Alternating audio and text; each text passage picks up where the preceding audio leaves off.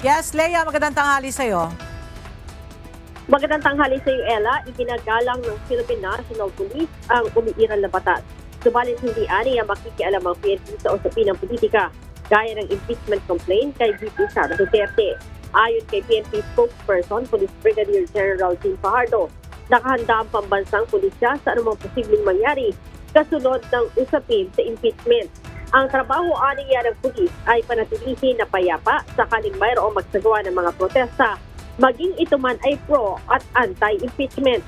Matatandaan kahapon sinimulan ng talakay sa Senado ang inihaing impeachment complaint kay VP Sara ng mababang kapulungan ng Kongreso. Sa 18-5 votes, kinasigan ng Senator Judge ang pag-remand o pagbabalik ng impeachment case sa House of Representatives. Ella?